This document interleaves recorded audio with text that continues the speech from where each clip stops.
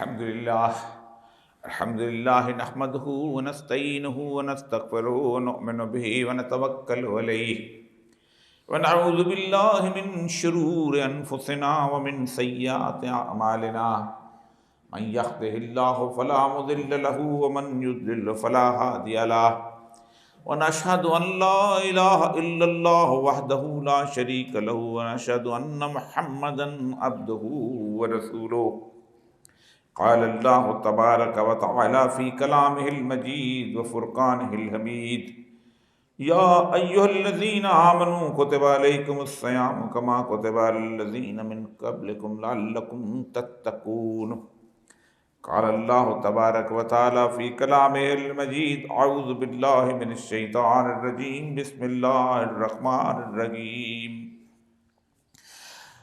وسارعوا إلى مغفرة من ربكم وجنة عرضها السماوات والأرض أعدت للمتقين الذين ينفقون في السراء والضراء والكاظمين الغيظ والعافين عن الناس والله يحب المحسنين والذين إذا فعلوا فاحشة أو ظلموا أنفسهم ذكروا الله فاستغفروا ذنوبهم ومن يغفر الذنوب إلا الله ولم يصروا على ما فعلوا وهم يعلمون رب اشرح لي صدري ويسر لي أمري واحلل عقدة من لساني يفقهوا قولي صدق الله العظيم۔ حضرات گرامی، تھوڑی سی دیر اس بات پہ ہوئی کہ آج چونکہ پاکستان کے اس شہر لاہور میں میچ ہے اور اس میچ کی ایک بہت بڑی جسے کہتے ہیں روایت بنی گئی ہے کہ ساری چیزیں روک کے میچ کی طرف جانا، تو قرآن پاک کی سورہ جمعہ کی آخری آیت کی یہ مکمل طور پر نفی اور توہین ہے۔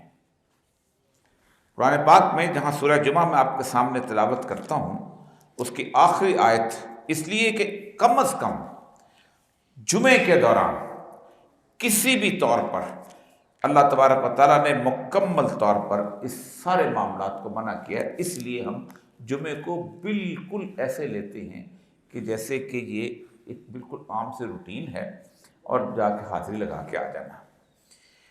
آپ اندازہ کریں، یا ایھا الذین آمنوا اذا نودی للصلاۃ من یوم الجمعۃ فاسعوا الی ذکر اللہ وذروا البیع، اے ایمان والو، جب تمہیں نماز جمعہ کے لیے پکارا جائے تو اللہ کے ذکر کی طرف دوڑو، اور اگلا حکم وذروا البیع، جدھر ہو ادھر سودا کاروبار دنیا چھوڑ دو۔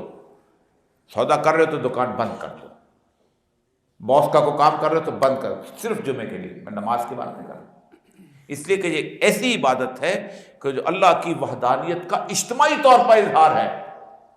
یہ بالکل ایسے ہی ہے کہ اگر آپ کو کوئی شخص پریڈ کے لیے بلائے اور کہے آپ میں صبح اس وقت نہیں آتا ہوں، ایک تو روٹین کی ہے، آپ گھر میں بھی پڑھ سکتے ہیں، جمعہ گھر میں نہیں ہوتا۔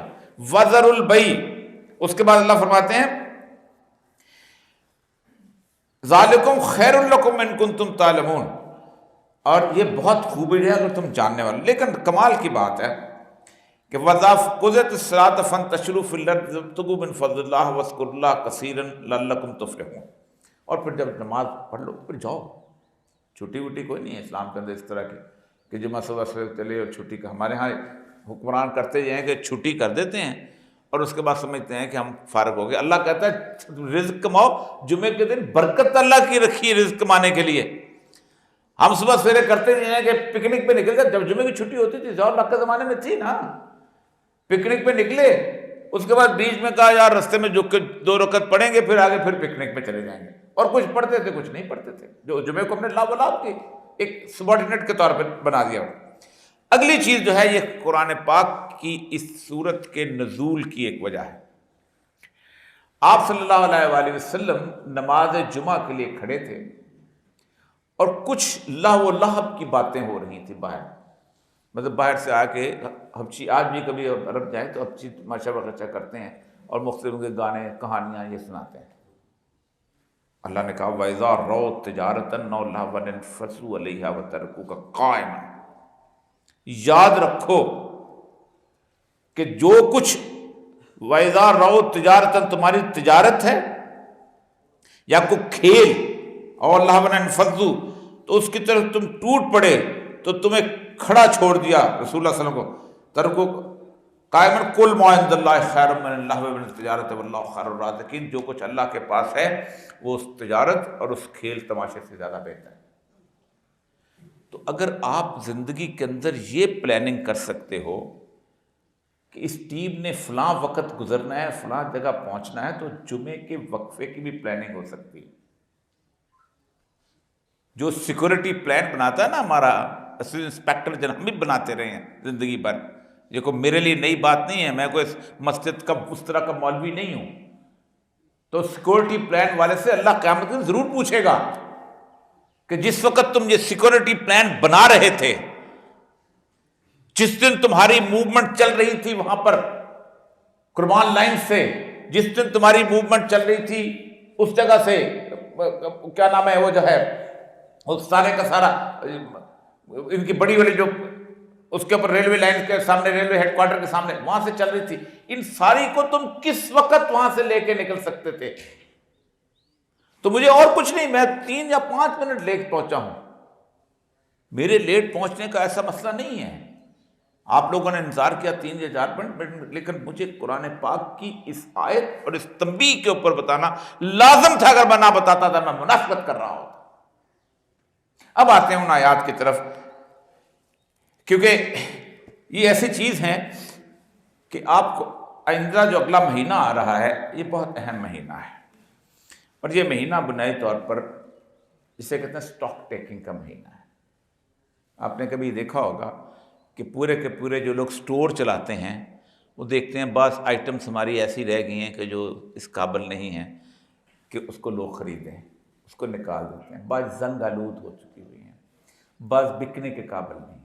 جو لوگ بہت بڑے دفتر چلاتے ہیں وہ بھی اکثر اوقات یہ سوچتے ہیں کہ ہمارے لوگوں کے اندر کچھ کیا چیزوں کی کمی رہ گئی اس سال کے اندر، اس کو ہم پورا کریں تاکہ اگلے مہینے کے لیے، اگلے سال کے لیے تیاری کریں۔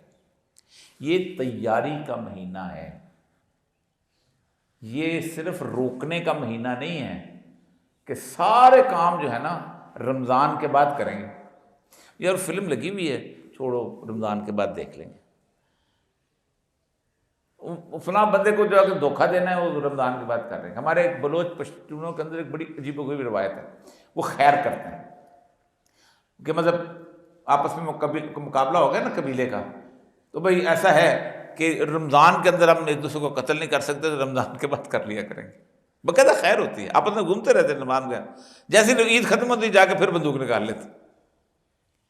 حج پہ خیر کرتے ہیں، حج پہ جا رہے ہو، تم بھی جا رہے ہو، ہم بھی جا رہے ہیں، ابھی کوئی نہیں مارے گا۔ کیوں؟ کہ بنیادی طور پہ ہم سمجھتے ہیں کہ دین اور اللہ صرف اس ایک مہینے کے اندر ہے، اس ایک مہینے۔ اللہ فرماتا ہے شہر رمضان الذی انزل فیہ القرآن، ہم نے اس میں قرآن اتارا۔ دوسری میں نے آپ سے کہا کہ ہم نے کتب علیکم الصیام کما کتب علی الذین من قبلکم لعلکم تتقون، ہم نے تمہارے لیے یہ رمضان اس لیے اتارا کہ تم تقوی اختیار کرو۔ اب تقوی کے بارے میں سب سے پہلے یاد رکھیں کہ تقوی کے بارے میں ہم نے بنیادی طور پر سمجھ لیا ہے کہ ہماری طہارت ہو گئی زندگی میں، پاک کر لیا اپنے آپ کو، تو تمام کام کر لیے، وضو میں بھی 24 گھنٹے رہ لیا، سب کچھ کر لیا، اس کے بعد نظروں کو بھی نیچے کر لیا، اس کے بعد ہم نے روزہ بھی رکھ لیا، سب کچھ کر لیا، لیکن ہم کچھ ایسی چیزوں سے نہیں بچتے کہ جن چیزوں کے ماں بچنے سے، جن چیزوں کو قائم رکھنے سے ہمارا تقوی بھی ختم ہو جاتا ہے۔ تقوی کے بارے میں آتا ہے وقایا سے آیا کہ جنہیں بچنا، حفاظت کرنا، پردہ کرنا، خوف کھانا۔ اس میں سب سے امپورٹنٹ چیز ہے خوف کھانا، لعلکم تتقون واتقوا اللہ، اللہ کا تقوی اختیار کرو، اللہ سے خوف کھاؤ۔ تو خوف کھانے والا جو بندہ ہوتا ہے وہ اس کی پوری تمام تر زندگی جو ہے اللہ سے خوف کھاتے ہوئے گزرتی ہے۔ اس لیے اللہ کہتا ہے وَوَقَّاهُمْ عَذَابَ الْجَحِيمِ، ہم انہیں محفوظ کر لیں گے عذاب سے، یعنی مکمل طور پہ، یعنی اسی عربی کے اسی لفظ سے نکالا۔ اب جو میں نے دوسری آیت آپ کے سامنے لکھ رکھی ہے وہ متقین کی وہ ڈیفینیشن ہے، یہ سورہ آل عمران کی آیت ہے۔ اس کو آپ اپنے حساب سے دیکھیے گا کہ ایک تو تقوی آپ کا روٹین کا تقوی ہے، یہ بنیادی طور پر آپ اپنے آپ کو تیار کرتے ہیں کہ یار میں آئندہ سے گناہ سے بچوں، نظریں نیچی کر کے چلتے ہیں، جھوٹ نہیں بولتے ہیں، زندگی کے اندر دھوکہ دینے کی کوشش نہیں کرتے ہیں. یہ ساری چیزیں یہ روٹین کی ایک ایسی چیزیں ہیں کہ جو آپ کے نفس کو پاک کر رہی ہوتی ہیں کسی بڑے کام کے لیے، کسی بڑے مقصد کے لیے جو اس کائنات کا ہے. ورنہ یوم بدر جو ہے نا 17 رمضان کو نہ ہوتی. اور کیا تھا کہ رسول اکرم صلی اللہ علیہ وآلہ وسلم جب رمضان کے روزے کے دوران ان کو لے کے نکلے ہیں تو آپ سوچ سکتے ہیں کہ کیا تھا ان کے پاس.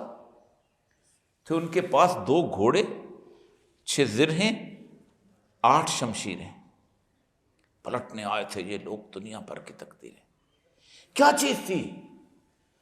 ثابت کرو کہ تمہارا دنیا پر سے اعتبار ختم ہے دنیا کے اوپر.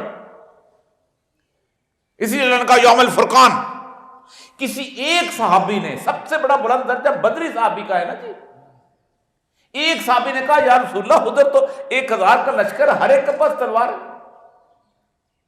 ہمارے پاس 8 تلواریں 313 کے پاس، وہ تو گھوڑوں پہ چلے گا، ہمارے پاس صرف 2 گھوڑے، کہاں لے کے جا رہے ہو؟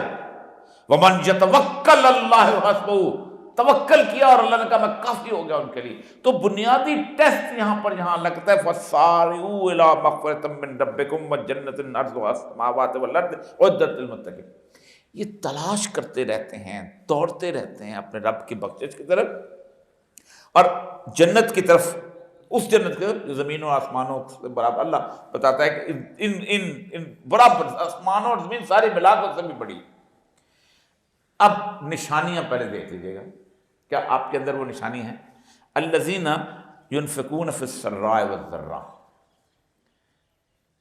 آپ وہ خرچ کرتے رہتے ہیں کس کے اوپر؟ لوگوں کے اوپر. اب میں آتا ہوں کہ ينفقون کی کا ڈیفینیشن ہے یہاں، یہ زکوٰۃ کا لفظ نہیں ہے. منہ میں پتہ کیا ہوتا ہے؟ سال دی پوری زکوٰۃ اکٹھی کی تھی، روزے چ دیں گے ڈبل ثواب ہو جائے گا. نہ ينفقون لیس البر ان تولوا وجوہکم قبل المشرق والمغرب. تم نیکی کے درجے پر نہیں پہنچ سکتے بے شک تم منہ مغرب کی طرف کر لو یا منہ مشرق کی طرف. ہم مغرب کی طرف منہ کر کے نماز پڑھتے ہیں، انگلینڈ والے مشرق کی طرف منہ کر کے نماز پڑھتے ہیں. تو اللہ کہتے ہیں نا نا نا نا، ولکن البر من آمن باللہ والیوم الآخر. ایمان لے آؤ اللہ پر، یوم آخرت پر، کتابوں پر اور نبیوں پر.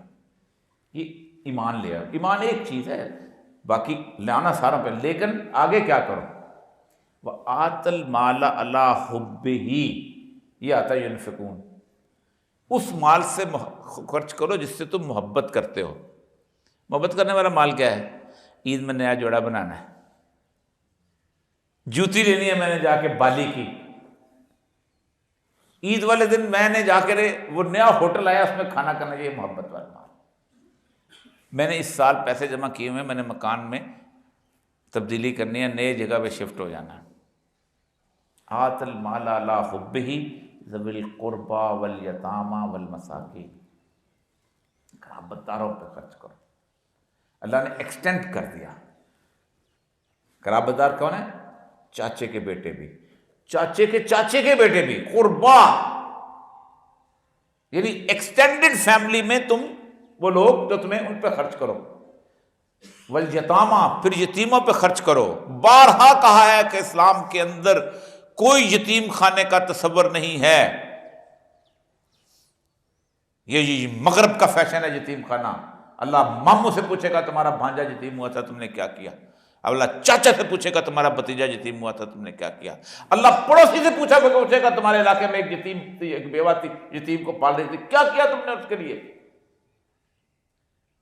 ایسے تو بڑی اماں آیتیں پڑھ پڑھ کے سناتے ہیں کہ پڑوسی کا یہ حق ہے، پڑوسی کا. اللہ کے رسول صلی اللہ علیہ وسلم نے فرمایا کہ پڑوسی کے بارے میں یہ ہے کہ جس بندے کا پڑوسی اس کی ایذا سے محفوظ نہیں ہے، بے شک پڑوسی مسلمان ہے یا نہیں، جنت نہیں ملے گی اس کو. ایمان ہی نہیں، کوئی وہ شخص مومن ہی نہیں جس کی پڑوسی اس کی ایذا سے محفوظ نہیں ہو سکتا. وہاں ایک بیوہ پل رہی ہے.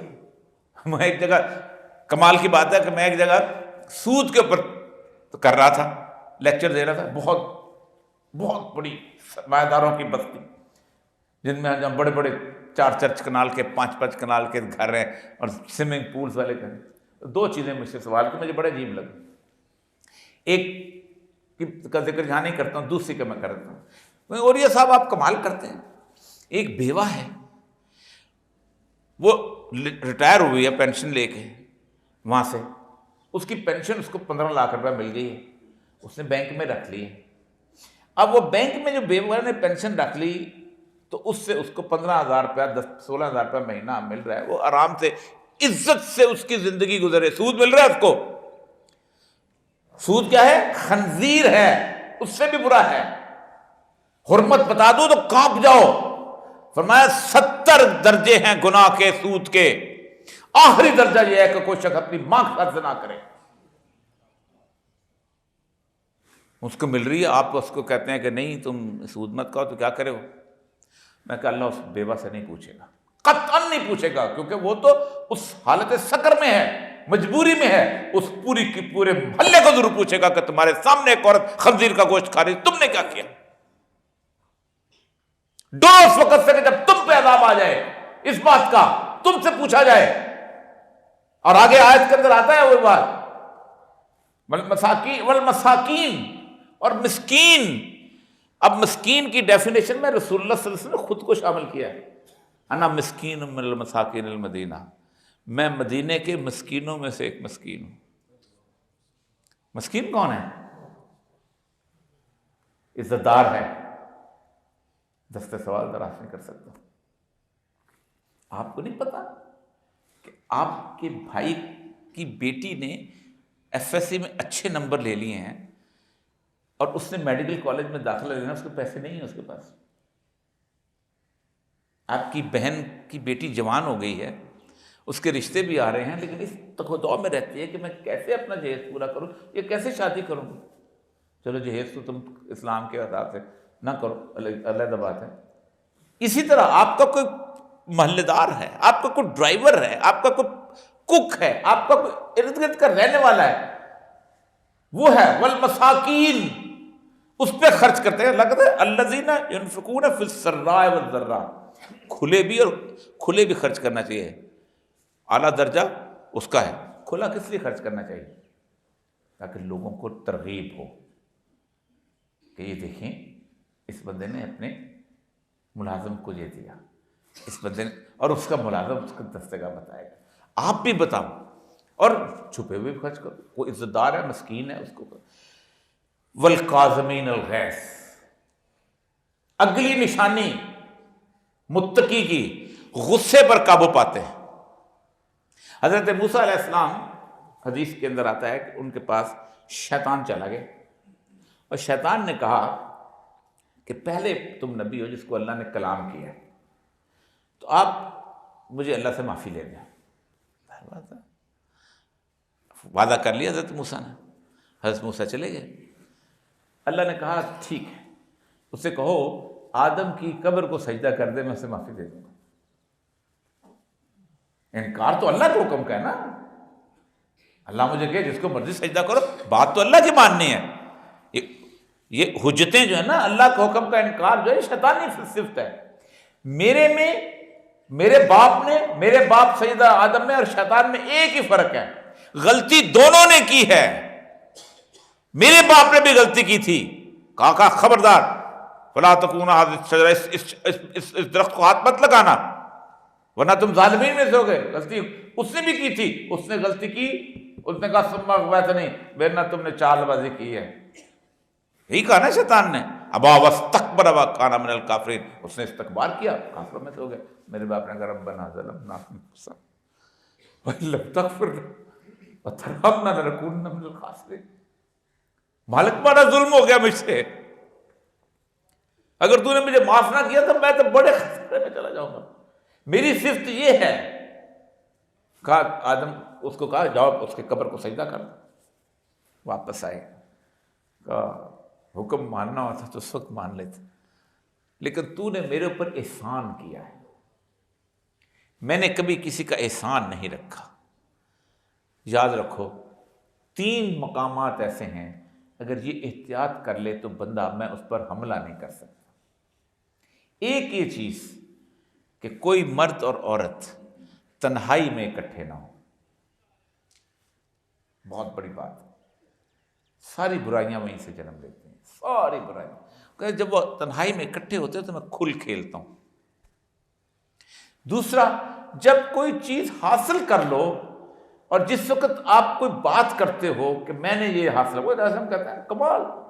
ایک ہم نے بڑا لفظ استعمال کر دیا، سیلف میڈ. تمہارا باپ سیلف میڈ ہے، تم اللہ کی طاقت کو چوں نہیں کر سکتے. سیلف میڈ کیا ہوتا ہے؟ ہزاروں لوگ ہیں جو تمہاری طرح ٹاٹ میری طرح، میں ٹاٹ اسکول کا پڑھا ہوں، ہزاروں اسکول کے لوگ ہیں ٹاٹ کی طرح میری طرح بیٹھے ہوئے تھے، ختم ہو گئے اس دنیا کے اندر. اللہ نے مجھے ہمت دی، مجھے طاقت دی، مجھے قوت دی، میں جہاں تک پہنچا ہوں. کوئی سیلف میڈ نہیں ہے، کسی کی کوئی حیثیت نہیں ہے کہ وہ جب یہ کرتے تو پھر تو ہوا میں اڑاتا ہوں چل. اور تیسری وہ کہتا ہے کہ غصے میں آئے ہوئے شخص کے ساتھ میں ایسے کھیلتا ہوں جیسے بچہ گیند کے ساتھ کھیلتا ہے. کاظمین الغیظ، غصے پہ قابو، عافین عن الناس، اور لوگوں پر وہ عافیت والی، معاف کر دیا. زلزلہ امام حسن کی ایک لونڈی جو تھی، وہ ان کو کچھ کھلا رہی تھی تو اچانک ان کے اوپر شربت وہ گر گیا، سالن گر گیا. تو ہر بات ہے، جس گھر میں خود آپ دین پڑھیں گے تو آپ کا ڈرائیور بھی پڑھے گا نا، آپ کا نوکر بھی پڑھے گا. آپ کسی، ہم سمجھتے ہیں کہ نوکر وہ ہے خود بخود آسمان سے اترے گا، میں دین نہ پڑھتا ہوں، وہ نیک ہو، وہ ایماندار ہو. آپ کمائی رشوت کی لے کے آئیں اور اس کو کہیں وہ نیک ہو جائے تو اس کے لیے بات. تو اس نے کہا کہ الکاظمین الغیظ، اللہ کے بندوں کی نشانی یہ ہے کہ غصے پہ قابو پائے. آپ مسکرا دیے. پھر فروال عافین لوگ کہا جاؤ میں نے تمہیں آزاد کر دیا. تو یہ نشانی واللہ یحب المحسنین. محسنین کی ڈیفینیشن جو ہے سب سے بہترین حدیث جبریل میں بتائی گئی. حضرت جبریل کی ایک آخری حدیث ہے، جب رسول اللہ صلی اللہ علیہ وسلم جب صحت ہوئی آپ کے دنیا کا پردہ کرنے سے پہلے، آپ تشریف فرماتے تو اچانک ایک شخص اندر داخل ہو گئے اور آپ کے ساتھ انہوں نے گھٹنے سے گھٹنے ملا کے بیٹھ گئے اور سوال کرنا شروع کیے. تو پہلا سوال کیا کہ اسلام کیا، آپ نے جواب دیا. ایمان کیا ہے؟ پھر ان کا ایمان احسان کیا؟ تو رسول اکرم صلی اللہ علیہ وسلم نے جواب دیا کہ اللہ کی تم عبادت ایسے کرو جیسے تم اسے دیکھ رہے ہو، یا اس طرح کرو اگر یہ ممکن نہیں کہ وہ تمہیں دیکھ رہا ہے. میں اپنی زندگی کا ایک واقعہ آپ کے سامنے رکھتا ہوں. میں ایشین بینک میں گیا، وہاں پر فلپین میں ایک میٹنگ تھی. وہاں پر ایک شخص تھے، وہ وہاں پر ڈیوڈ باکس، وہ مسلمان ہوئے تھے نئے وہاں سے آئے تھے، صومالیہ گئے تھے. صومالیہ دیکھا لوگ غربت اور افلاس میں بیٹھے ہوئے، تو اس کے بعد شکر ادا کرتے ہیں، مسلمان ہو گئے. بیوی بھی صومالیہ سے کی، وہاں آ گئے. رمضان کا یہی ایسے دوسرا تیسرا دن پہنچا، کہا میرے پاس آ جانا، میں تمہیں یہاں پر حلال چیز میں کر لیں گے ہم لوگ یہاں پر افطاری وغیرہ. اگلے دن میٹنگ تھی. میٹنگ کے دوران میں نے کہا نماز پڑھنی ہے. کہہ رہے ہیں مسجد نہیں ہے پورے ایشین بینک میں، ایک کمرہ مختص کیا ہوا ہے 5-6 لوگوں نے، یہاں نماز پڑھ لیتے. میں گیا، میں نے ظہر اور عصر دونوں پڑھی، بڑے آرام سے باہر آ کے کھڑا ہو گیا. آدھے گھنٹے سے بھی زیادہ وہ شخص میرے پاس پہنچا، فقرہ سنے اور ڈوب جائیں شرم سے. میں تو بہت ڈوبا تھا.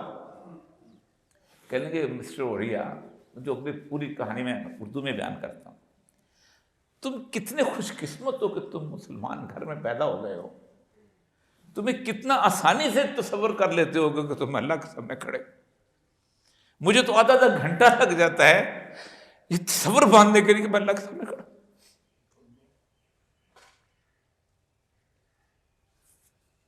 ایسے عبادت کرو جیسے کم از کم وہ تمہیں دیکھ رہا ہے.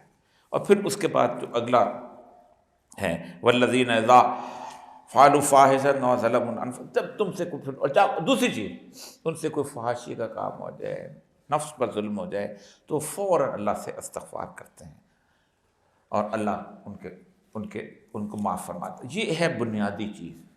لیکن ان ساری چیزوں سے زیادہ اہم، میں نے تیار کیا تھا اس بات کے اوپر کہ ایک سوال اکثر کیا جاتا ہے کہ شیطان جو ہے یہ تو بند ہو گیا، ہم کدھر ہیں؟ اس کے لیے اللہ تبارک و تعالیٰ نے ایک لفظ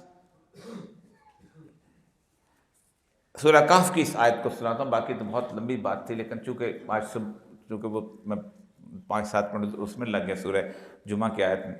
وَلَا تُطِعْ مَنْ أَغْفَلْنَا قَلْبَهُ عَنْ ذِكْرِنَا وَاتَّبَعَ هَوَاهُ وَكَانَ أَمْرُهُ فُرْطًا. کبھی اس دل کا، اس شخص کا کہا نہ ماننا جس کو دل کو ہم نے اپنے ذکر سے غافل کر دیا اور وہ اپنی خواہشات نفس کا غلام بن گیا. بنیادی طور پر ہم اپنے نفس کو ہم نے الہ بنایا تھا. اللہ تعالیٰ فرماتے ہیں الہ بنایا. اس شخص سے کیا آپ کہیں کہ اللہ خدا بنایا ہوا ہے. نفس کی 4 بنیادی چیزیں ہیں. چلو سائیکالوجی کے حساب سے بات کرتے ہیں کہ انسانی نفس کے اندر سب سے بنیادی چیز اس کی خواہشات ہیں، کھانا پینا، چلنا پھرنا، اٹھنا بیٹھنا، سونا اور جنس. اللہ نے جو ریسٹرکشن لگائی ہیں وہ ان پہ عمل نہیں کرتا. جو میری مرضی ہے میں کرتا ہوں. جس عورت کے ساتھ چاہوں سوؤں، جس طرح کا کھانا چاہے کھاؤں، جس طرح کی زندگی چاہے گزار. بنیادی چیز. اس کے بعد نفس کی دوسری خواہش جو ہے تعیش، اسراف. سب سے بڑی بات اقتدار، طاقت، قوت، ظلم، اور پھر ظلم کے سامنے جھکنا. تو بنیادی طور پر ہم نے نفس کو اندر خدا بنایا. ہم نے تو شیطان کو نکالا ہی نہیں ہوا اندر سے، ظاہری شیطان بند ہوا ہے. میرا شیطان میرے اندر ہے. تو جس نے خواہشات نفس کی پیروی کی، اللہ کہتا ہے پھر اس کی حالت وہی ہے. میں یہاں پر کل نام کہا گیا، بلکہ ایک جگہ تو کہا گیا بالکل ویسے ہی ہے جیسے وہ اس کتے کی طرح ہے کہ جس کو کھانا ملے تب بھی منہ لٹکائے پھرتا ہے، جب اس کو کھانا نہ ملے تب بھی زبان لٹکائے پھرتا ہے. لالچی کی طرح، اندھے گونے جس نے نفس کی پیروی. اللہ فرماتے ہیں کہ ہم وقت بہت کم رہ گیا اس لیے وَلَئِنِ اتَّبَعْتَ أَهْوَاءَهُمْ بَعْدَ الَّذِي جَاءَكَ مِنَ الْعِلْمِ مَا لَكَ مِنَ اللَّهِ مِنْ وَلِيٍّ وَلَا نَصِيرٍ. جس نے پھر خواہشات نفس کی پیروی کی، جب اس کو بتا دیا گیا تو پھر میں اس کا کوئی ولی اور مددگار بھی نہیں چھوڑوں گا. پھر شیطان بند ہو جائے، لوگ آیتیں سناتے رہے، یہی ہوگا. ایک بات یاد رکھیے، جب تک اس اندر سے شیطان کو نہیں نکالتے اور اللہ کا بصیرہ اس عرش پہ نہیں ہوتا. عرش کہتا ہے، اللہ فرماتے ہیں میرا تمہارا دل میرا عرش ہے، اللہ کی کرسی ہے. اور اس کرسی میں کوئی بھی مہمان آ جائے نا تو سب سے پہلا کام آپ کرتے ہو یار کرسی صاف کرو، مہمان آ رہا ہے. تو صاف کیسے کرتے ہیں کہ آپ نفس کی پیروی چھوڑتے ہیں. تو نفس کی پیروی چھوڑو گے تو پھر آگے بڑھو گے، ورنہ روزے، حج، زکوٰۃ، نمازیں سارے کے سارے کرنے سے طہارت کبھی نہیں آ سکتی. وآخر دعوانا الحمدللہ.